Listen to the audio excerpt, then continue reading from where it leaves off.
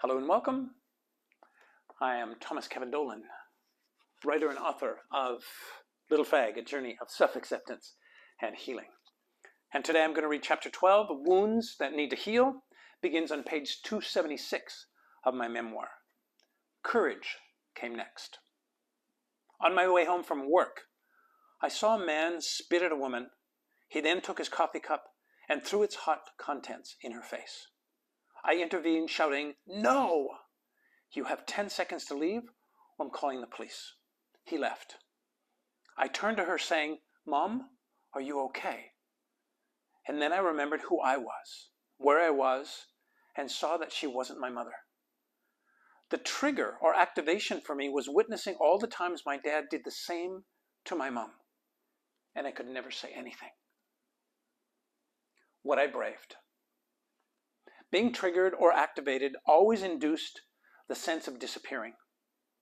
It wasn't until recently, while working out during a gorgeous sunset, that I realized most of the disappearing I did in my life was from things or people or scary circumstances. I can see now that it was okay to disappear from my family. I had plenty of reasons to disappear.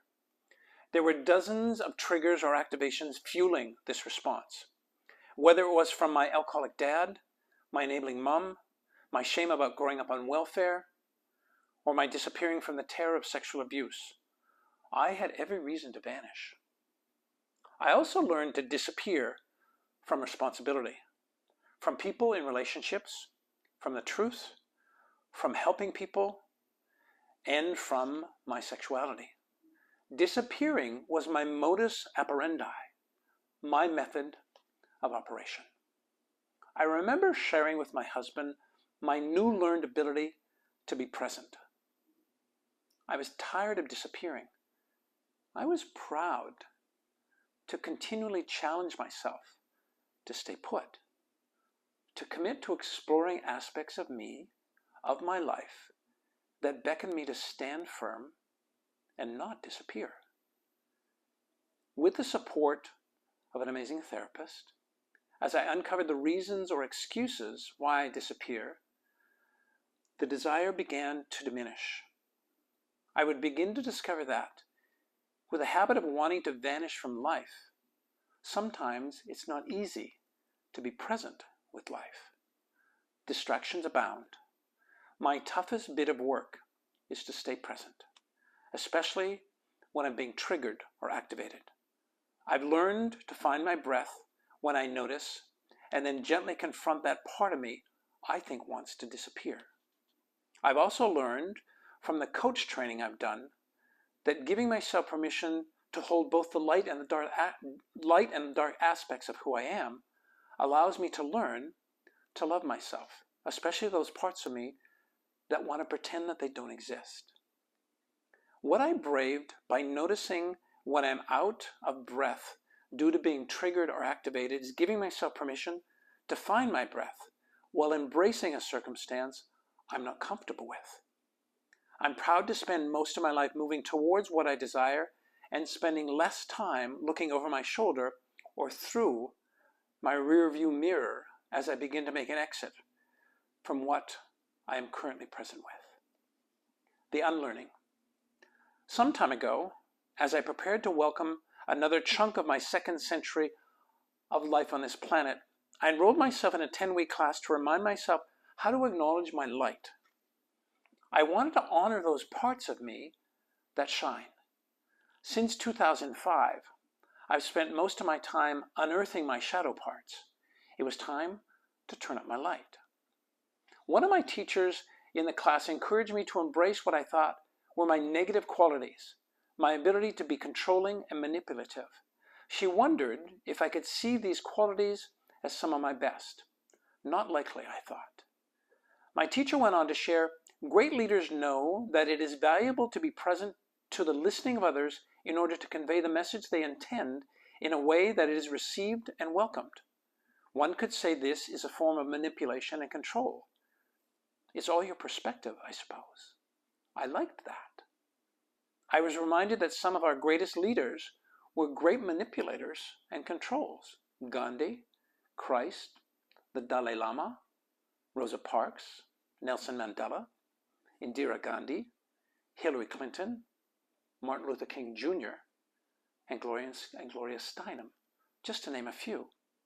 What would it be like to embrace the notion that every message I've conveyed, every whisper I've passed along, every bit of controlling and manipulation I've engaged in was shared for the highest good of all? It seemed novel, yet something about it felt immensely wise. Instead of doing this work alone, I reached out to a former partner and partners, dear friends, colleagues, and family in an exercise my teacher suggested. Here's the request I made of them. I'd love your support in helping me remember my light. What 3 qualities do you love the most about me? What 3 qualities would you love to see more of in me? The response was overwhelming. One friend wrote back saying, I love you and your light, Thomas. I'm also very impressed that you are prepared to go to such lengths to better understand and accept yourself and your qualities. He added a comment in reference to my teacher's quote, I can't honestly say you always did this. Sometimes you delivered a bit like a freight train might deliver a message, thus making me welcome the message whether I was prepared for it or not. But I don't regret that either. He opened his heart and shared that by controlling him, I showed him how to live without a cigarette smoking habit. He shared that I supported him in being able to run his fastest 10K ever. He told me I helped him create the most beautiful physique he'd ever sported. He chose to take back his full name and have the world call him by that name. He shared that my freight train messaging helped him create $10,500 more in a yearly salary. He chose to face the truth about his finances and completely pay off his debt. Finally, he shared, you told me to ask my employer for same-sex benefits, and that in turn inspired them to announce same-sex benefits to all employees. I felt a little stunned. I hadn't set out to have my light be this type of inspiration for my friend. It was then that I began to believe in trusting that even when I feel some part of me is dark and I want to hide it, given the right circumstance, there's always a benefit. The unlearning for me was trusting that what I judged as darkness, control and manipulation, and all the energy I expended to make sure no one thought I was a controller and manipulator, could have such a light-filled and profound effect on someone in my life. Just a few days after receiving that feedback, a dear friend who had also received my request shared, you need trust, trusting that you are safe no matter how you show up. Today, I do. I'm the type of person on my journey to improve my life, right, on that treadmill of self-help. Whatever I found, I would bring back, right, to my world, inner circle, outer circle. And it then would be the best thing I could do. I'd be really arrogant and pushy and suggest that folks should also, notice the should, folks should also be doing what I'm doing. And I know I turned off a lot of people with that attitude and with that arrogance. So this idea in this course with Lumen Worldwide, this idea of even thinking that control and manipulation could have benefits was unnerving, and at the time I certainly didn't believe it. And of course the 3 folks that ran that course at that particular time, there's now 2, are brilliant teachers in my life, right? They have inspired me to learn all kinds of things about the dark and the light of myself. But this particular lesson was really wonderful because not only could I internalize and begin to heal the story I had around control and manipulation, because at times when I was kind of unconsciously controlling, there was a reason for it, right? I was really terrified. So I had to be the one to control. And most times the control came from the little 7-year-old boy in me. In terms of manipulation, because I was manipulated so much by my perpetrator in that dynamic of sexual abuse, I became really good at it. But I would learn that manipulation could be a positive for me when I felt unsafe, when I could take the circumstance that wasn't working for me energetically or even intellectually, and with that power that I had, be able to manipulate it in a way that actually worked for me. So in and of themselves, neither is bad or wrong, but it just depended on whether or not it was going to have me and be unconscious with controlling and manipulation, or have it and be conscious with how it is that I could do that. So the folks at Lumen Worldwide helped me to see that even in what I thought was dark, there's light. Even in my judgment of thinking this is really a shitty experience or a shitty way of being for me, that there was probably some brilliance in it. And then what I appreciated most about the invitation was I took it to my outer world and said to my outer world, can you reflect back to me your experience of this?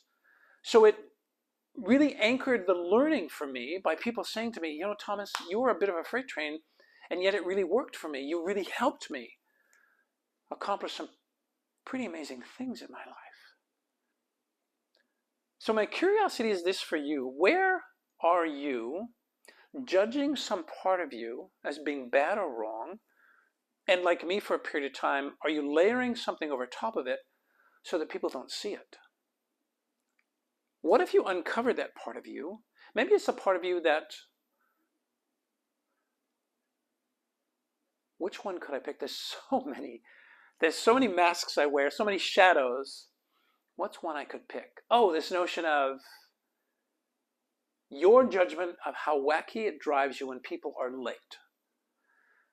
So remember, projection is this notion of when you see something in somebody else and you see it with a lot of emotion, it really pisses me off when you're late. It really means that you're seeing a part of you that is also late that you don't love or like. And you have an opportunity to heal that by bringing some love to it. What if this notion of lateness and other people driving you crazy was a lateness that exists in you? And maybe it's not for appointments. Maybe it's that you're late in filing your taxes. Maybe it's late in responding to a gift somebody gave you with a thank you, with gratitude. Somehow, what if you realized that lateness for you, in your judgment of it, actually serves you in some way, right?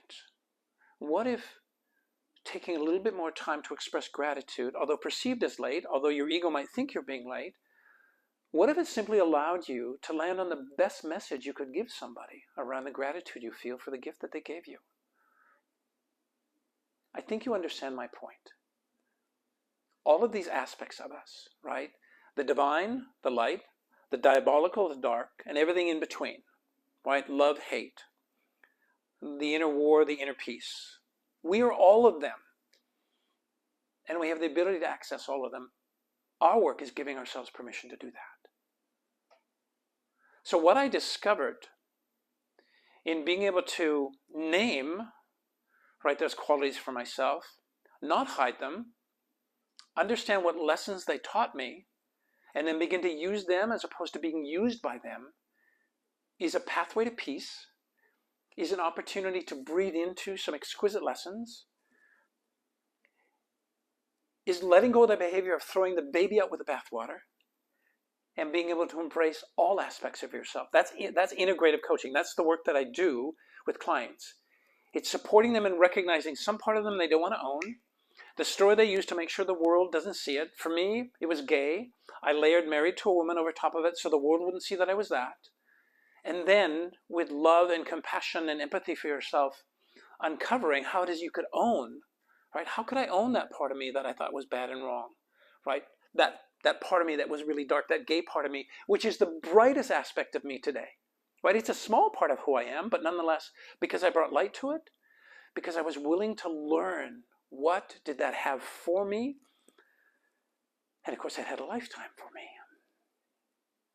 So my encouragement, find out what it is that you're attempting to lay over an aspect of you that no doubt people will actually be able to say that you're that. You want to pretend you're not an asshole. When you leave a conversation or a group of people, they all say to each other, oh, Thomas is such an asshole. What if I could own that and from time to time change the behavior, but from time to time be able to say to folks, you know what?